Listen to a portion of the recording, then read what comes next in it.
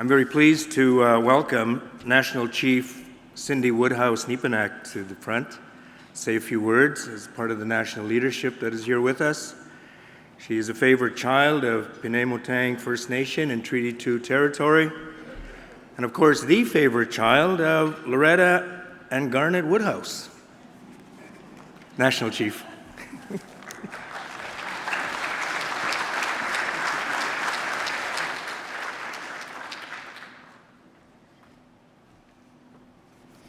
Thank you for that favorite child. I don't know. I love my parents so very much. My parents, my grandparents attended schools, and my parents had attended day school. And then I attended day school. And my children will never attend day school. They will never attend residential school. And we're all going to make sure of that.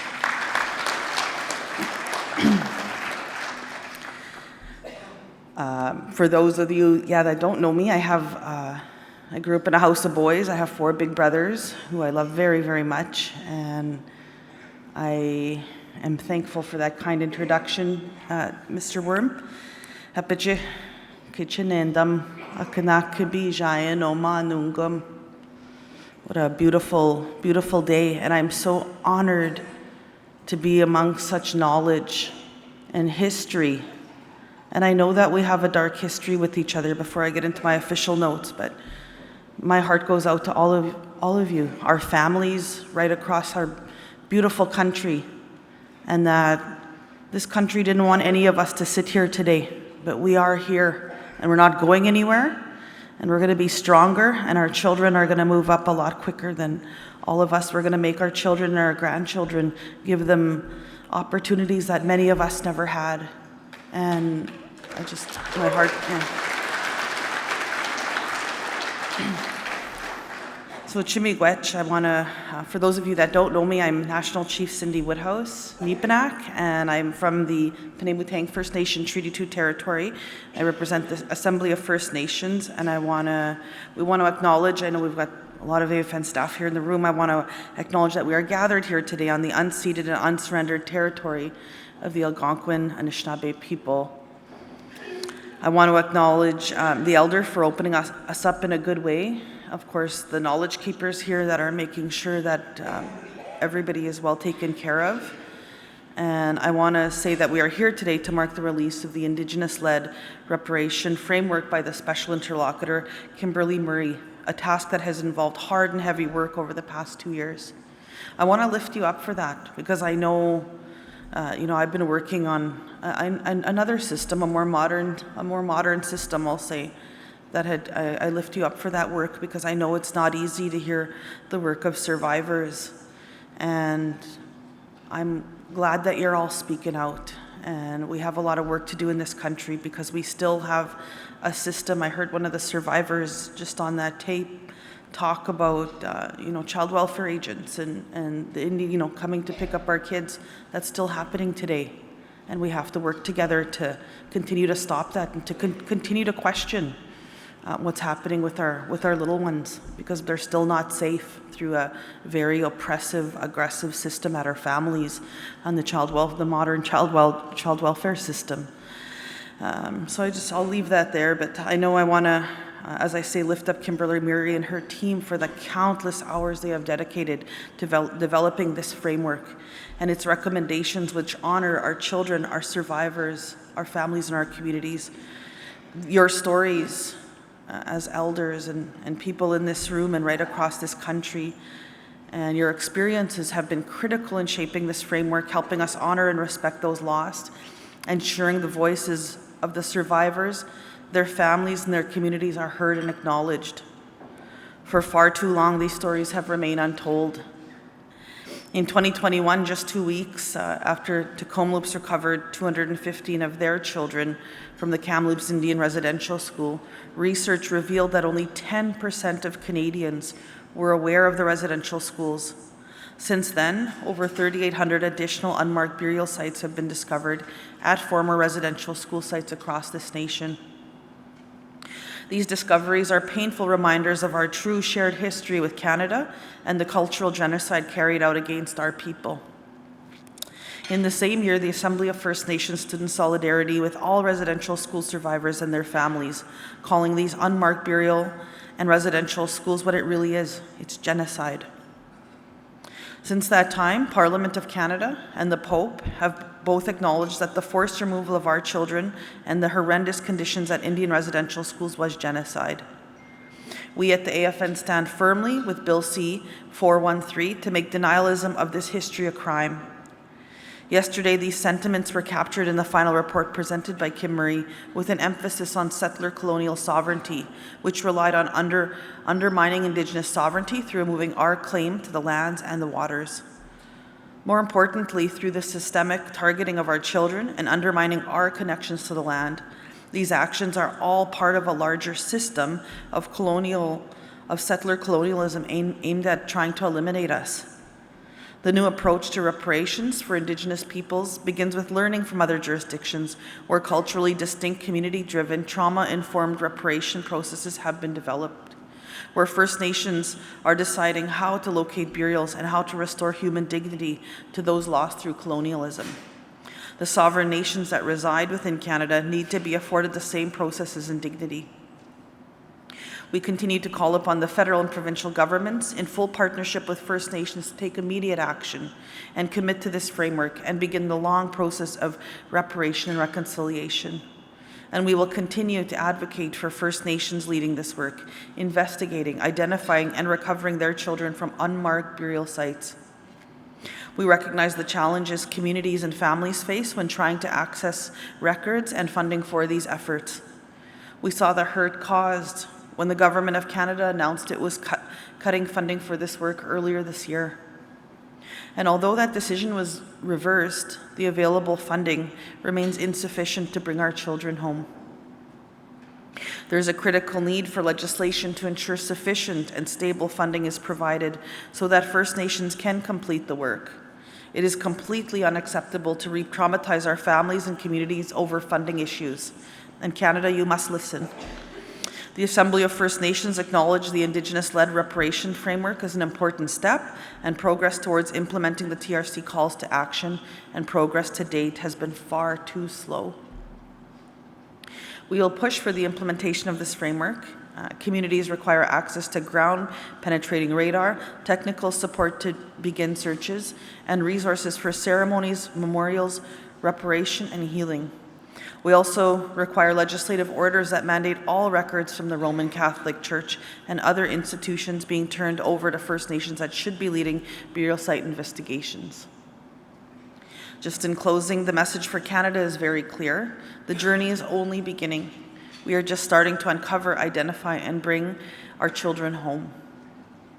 To heal the rights and the wrongs from residential schools and the genocide that took place, we urge Canada's officials to listen, to commit to the Indigenous-led framework, and to work towards reconciliation. There cannot be reconciliation without truth, and these unmarked burials are the link to our truth.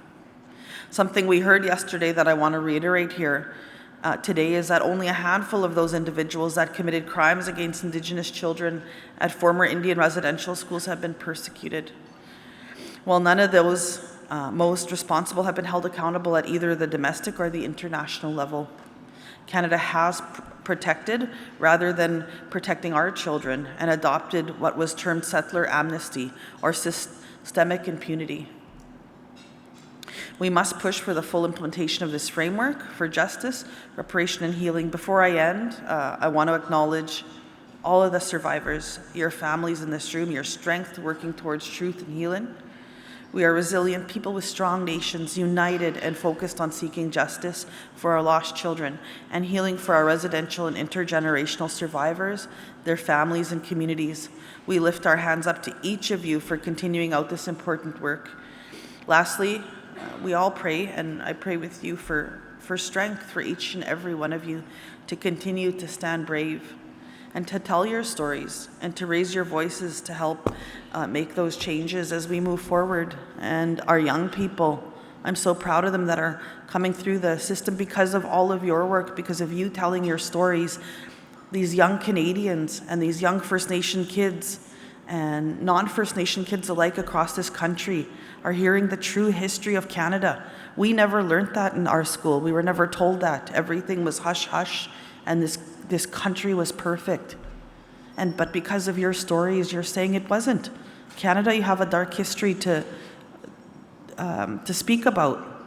And I want to thank the universities across this country and the school teachers. Some of them, I know I'd met one here this morning, Martha, for continuing that work within our schools to remind our young people what had happened and how to move forward. And so I lift you all up in our hearts today, and I'm so honored to be amongst such wonderful, beautiful people as we move forward in a good way together.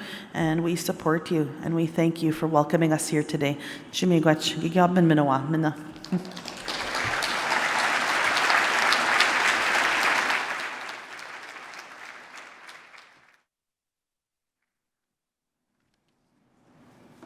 Thank you very much, National Chief Cindy Woodhouse-Neepanak.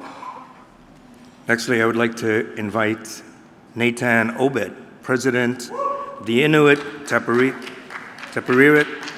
Katatami, where he has served since 2015, to share a few words with us.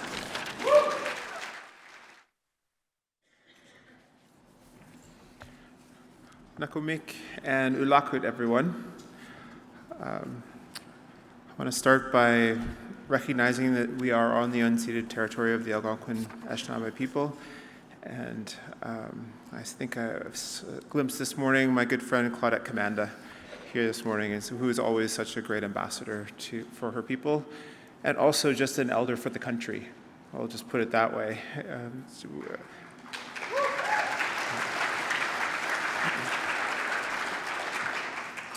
And I do want to recognize all elders here in the room, also all elected leaders, National Chief, it's great to see you here, and the leader of the moment today, Kimberly Murray, who has led this wonderful work to completion.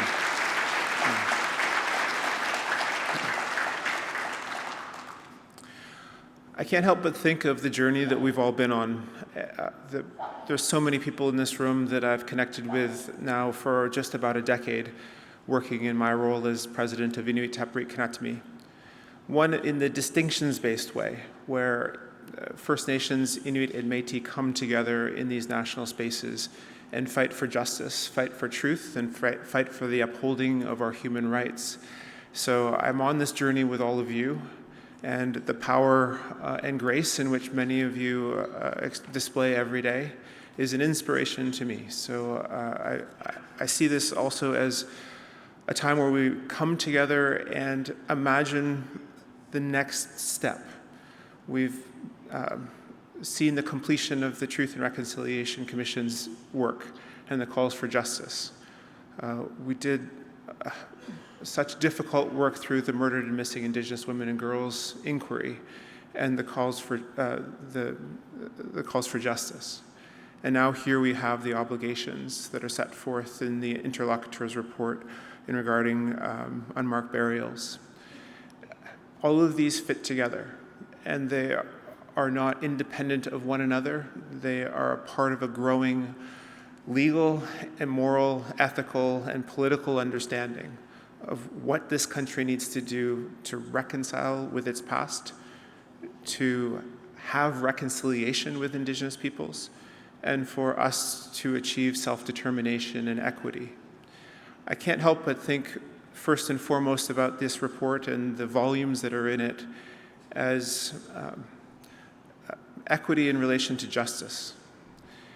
The idea that we have social equity is still something that we talk about every single day. And that's why we've had such strong court cases against the Government of Canada in things such as the care for our children. Jordan's Principle and the associated Inuit Child First Initiative are examples of consequences of the lack of upholding our human rights.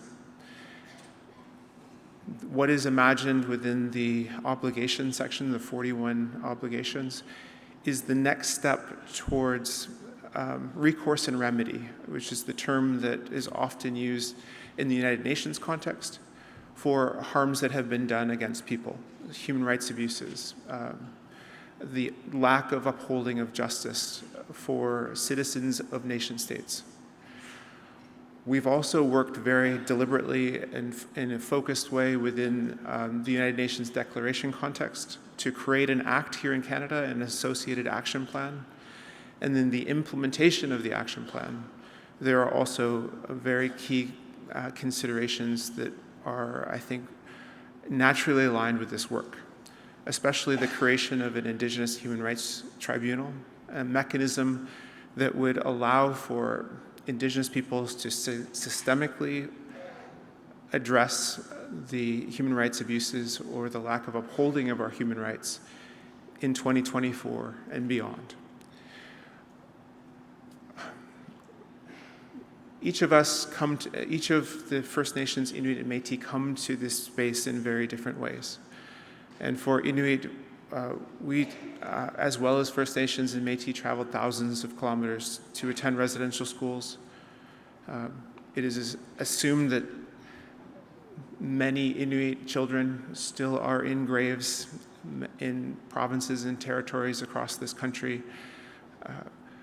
But we don't have the conclusive evidence that perhaps exists in other scenarios or for certain First Nations or Métis peoples in this country. We look forward to working with the Government of Canada and the mechanisms within the obligations of this report to ensure that our equity is seen as well, and the place for Inuit in the implementation of this work is secured. We've done a lot of work in the last 20 years in relations to tuberculosis work, the treatment of Inuit in sanatoriums. We've created an initiative that saw the Prime Minister apologize for the treatment of Inuit through the 1950s and 1960s, where the Government of Canada took Inuit to southern sanatoriums from Inuit communities, and if children or any of the people who were receiving treatment died, they most likely were buried in unmarked graves. Their loved ones were not told. We see a lot of what is imagined in the implementation of these obligations in what we've already been able to do with the Government of Canada in our own Inuit-specific way. So we also look forward to being a leader within this space, to try to work with you, not only for imagining how this happens across the country, but also to continue and complete the Nani-Leavut work that we are in the midst of. And I want to give you an example here of what is possible. 2 summers ago in Edmonton, the Inuvialuit region, which is in the Northwest Territories, had found grave sites of a number of Inuvialuit children and lost loved ones. And families from all over came, and they had services. They could actually have a funeral for the lost loved ones, and they know exactly where they were buried. And then they had a celebration for their lives. And to see the power in that room, and the healing, and also the release, I believe, of just a lifetime of angst and worry and fear about lost loved ones, about people who didn't come home, about children who weren't accounted for, who could have been adopted, who could be living somewhere else in the country. So for any of those people who think that this initiative may not result in transformative change within our communities, we're here to say that that's not the case, that it has had profound effects, positive effects, in being able to find and care for and love those people who were just abandoned and left by the Government of Canada to die, and then unceremoniously not given the respect in death that they were not given in life. So a lot of what we are doing here is caring for our community. This is an act of obligation to those who came before us, those who we respect and love, and it also is for Canada an inflection point about what is this country. If Canada wants to stand firm and tall in an international context and uphold itself as a nation state that abides by the rule of law and cares for its citizens, it also has to understand when it does not hold up to those standards, that it is accountable to itself. And so I'm most interested in the obligation for Canada itself to submit itself to international processes in regards to the human rights abuses that Canada has transgressed against First Nations, Inuit, and Métis.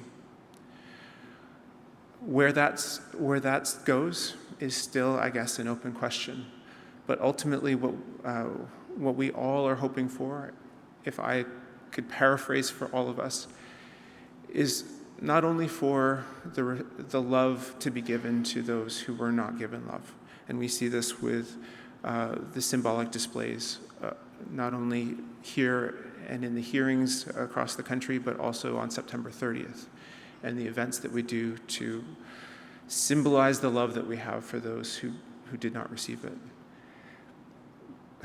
But what we're searching for is equity across this country on all levels, and the rule of law to be applied to all citizens in this country, no matter how it falls. And the settler amnesty concept is a long overdue conversation in this country, and one that I know the TRC dealt with and had to tiptoe around in many cases, but one that now in 2024 we can face head on. The time is over for us to apologize for bringing this work forward. And I think it's also the time for us to assert the standing that we have in this country and the power that we now have as First Nations, Inuit, and Métis to do this work, not only with the Government of Canada, but not under the Government of Canada's terms. To use the courts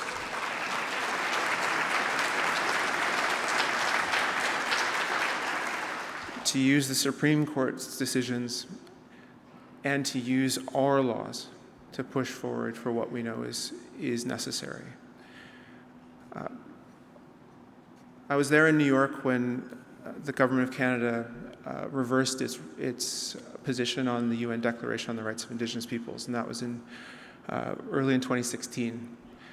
And at that time, the Government of Canada said, it's a new day. All of a sudden, UNDRIP will now fit within the Constitution. Indigenous peoples have a full box of rights, and that we will not be using the courts to adjudicate any of the misunderstandings between the Constitution and upholding our Indigenous rights. I think at the time it's wonderful to have ambition. It's wonderful to think of things in very simple terms. But as the volumes of these reports come out, we know that Canada is not a simple place, and a reversal of one position is not a simple act that then all of a sudden makes everything better. And for the electorate and for the leaders in this country,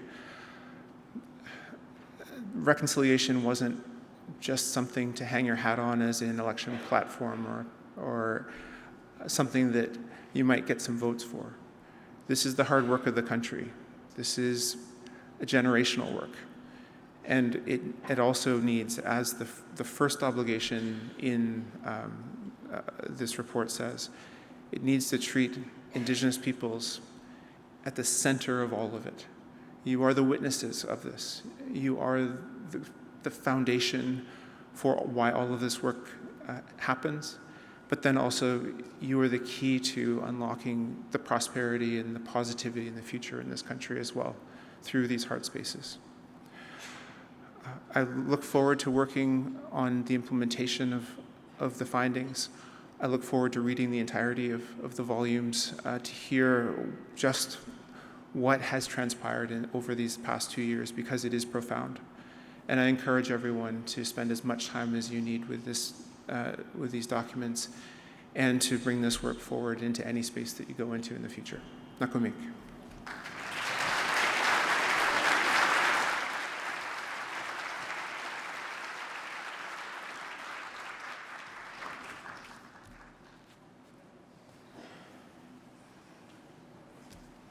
Thank you very much, President Inuit Taparit Kanatami Nathan Obed. Thank you for those words.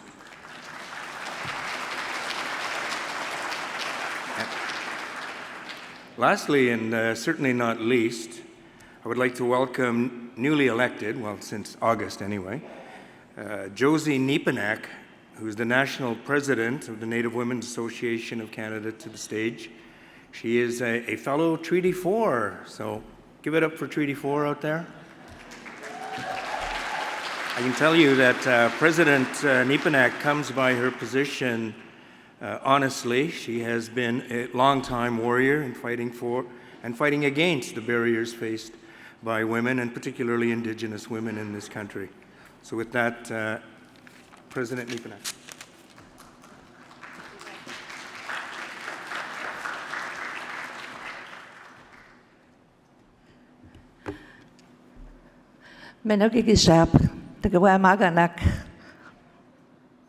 Good morning, my relatives. I am here because my relatives survived. When I think about my family who resided in the Treaty 4 area of Managwazibi, Anishinaabe, my great-grandfather, his name was Camille Neepanak, was in a residential school. My grandfather, Joe Neepanak, was in a residential school.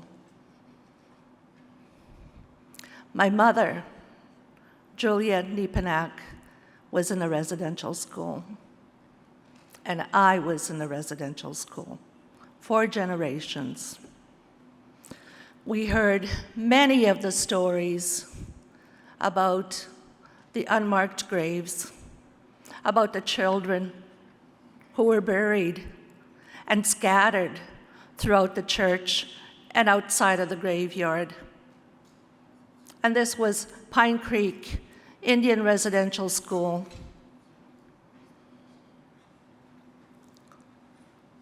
I'm here because my ancestors' blood flows through me, and I am strong. Despite the genocide that's happened in this country and the systemic attempts to eradicate us as Indigenous peoples of this country, they have not succeeded. And we will not allow them to succeed, because we are strong, we have courage, we have our beautiful elders who sit here today, who have shown us and who continue to pray for us and show us that courage every day. Those ancestors and those little ancestors' blood flows through all of us.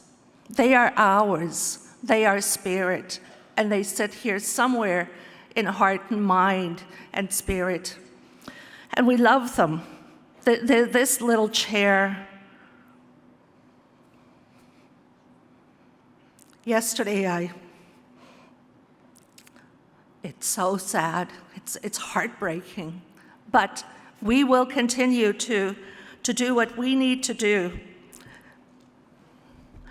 At Native Women's Association of Canada, We have worked tirelessly as well to support families and survivors of this genocide. We have held circles, we have brought elders to continue to support, and we will continue to do that on a daily basis, on a weekly basis as needed. We get many phone calls for support, and we will continue to have conversations at larger policy tables that concern Indigenous women, children, and families across the country, and we will advocate very strongly. We will not be quiet. We will be loud. We will break that glass ceiling. We will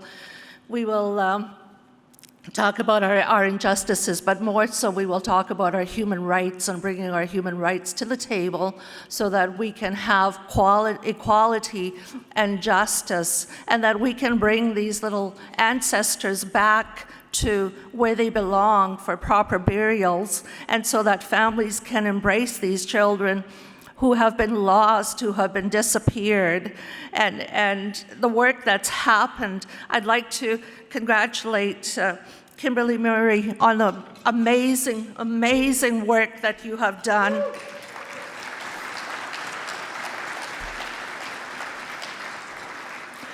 I was at the presentation yesterday, and I was one of those that have the big crocodile tears, and I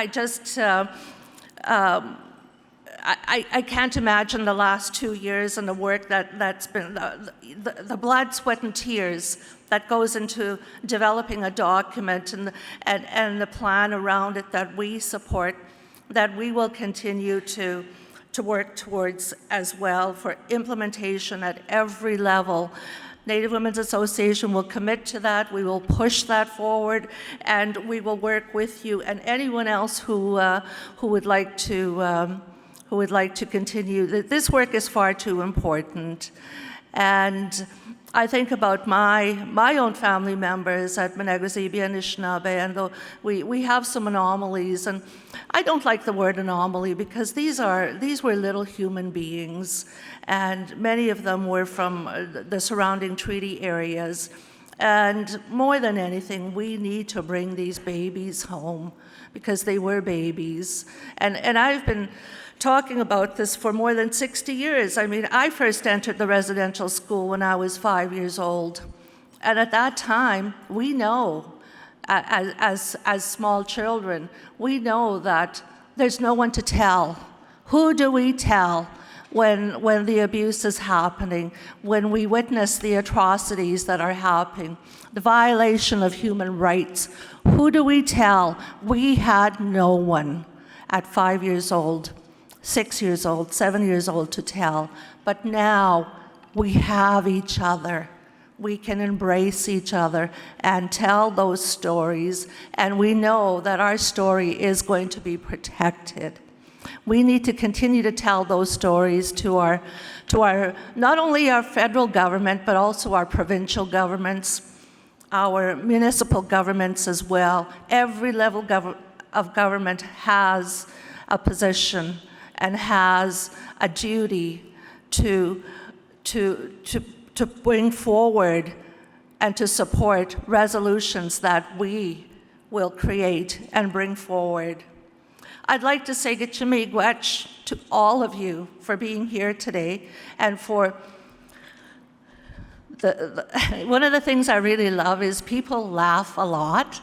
And that is so, it just feels so good. It feels beautiful to hear all the laughing. So thank you for that. And there are many incredible people in this room that I acknowledged and uphold.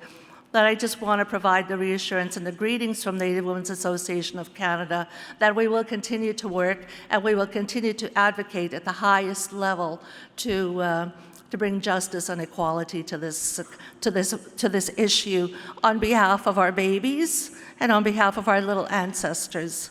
Gatineau.